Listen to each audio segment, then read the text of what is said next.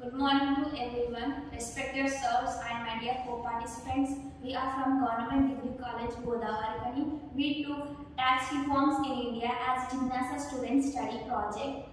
My name is Safura Batul and my teammates are Yasmin, Anusi, Santosh, Akhila and Anju Aisha. The content, we are supervised by our economics lecturer, T. Sangeeta ma'am. And the content, nature and the scope of tax reforms, hypothesis, aims and objectives of tax reforms, research methodology, findings, recommendations and conclusion, photographs. Over to Yasmin. Thank you, Safura. Tax reforms in India. India reforms of Tax Reforms Committee in 1991 to lay out a roadmap for the reforms of direct and indirect taxes as a part of the structural reforms process. This was done to introduce the best approach of broadening the base, lowering marginal tax rates, reducing rate differentiation, simplification the tax structural, etc. Taxation is an important exercise for the economics and social development for the country. It provided the researchers to use goods and services to the people.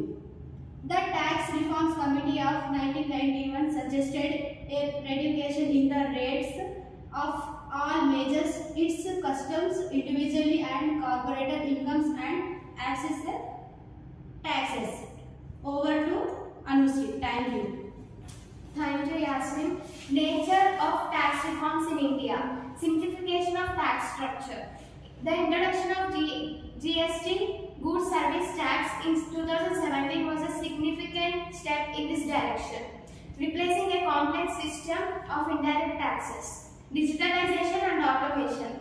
The adoption of technology in tax administration, such as implementation of digital filing systems, e-assessments, and online payment mechanisms, has been a key focus. Reduction in corporate tax rates.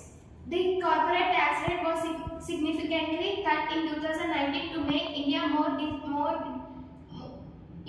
competitive globally. Anti-avoidance measures. The government has introduced measures to prevent tax avoidance, including the implementation of general anti-avoidance rules. Thank you. Over to Santosh.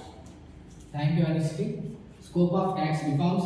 There are 4 types of tax reform: GST implementation, and second one is direct tax code. Third one, international taxation reform, digital economic taxation. First one, GST implementation.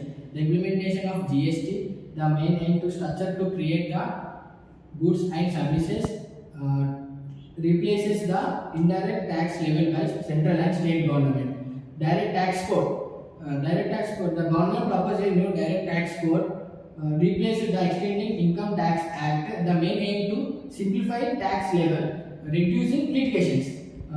International taxation reform. The changes in the international taxation includes the adoption of basic erosion and profit shifting measuring.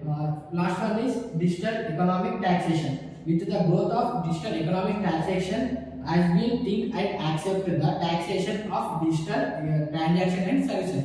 Let's take over to the Anushri. Thank you, Santosh. Hypothesis of tax reforms in India. Hypothetically, future tax reforms in India may revolve around a multifaceted approach aimed at simplification, economic stimulus, and social welfare alignment. There could be an emphasis on further streamlining of GST to structure and to enhance compliance and to ease of doing business.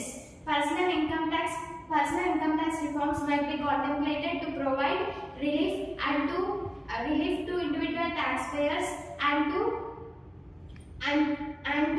stimulate consumer spending. In the digital realm, discussions could take place on formulating a comprehensive framework for taxing digital transactions and services. Thank you. Over to Akhila. Thank you, Anushri. Aims and objectives. First one is simplification of tax structure. To streamline the tax structure, reduce complexity and make it more accessible for taxpayers. Second one is promotion of economic growth to stimulate economic activity and attract investments. Third one is fiscal consolidation to ensure fiscal sustainability and prudent financial management. Fourth one is digital economy integration to adapt tax policies to the evolving digital economy. Next over to Anju Manisha.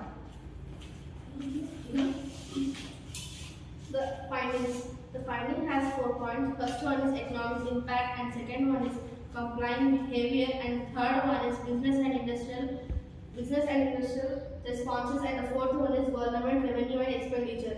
The first is economic impact. The findings suggest that recent tax reforms in India had positive impact on economic growth, such as GDP growth rates and investment patterns. And the second point is compliant behavior. The research reveals that notable improvement in tax compliant behavior, taxpayers compliant behavior, etc. And the third point is business and industrial responses. Different sectors and industries have responded differently to tax reforms. While some have expanded,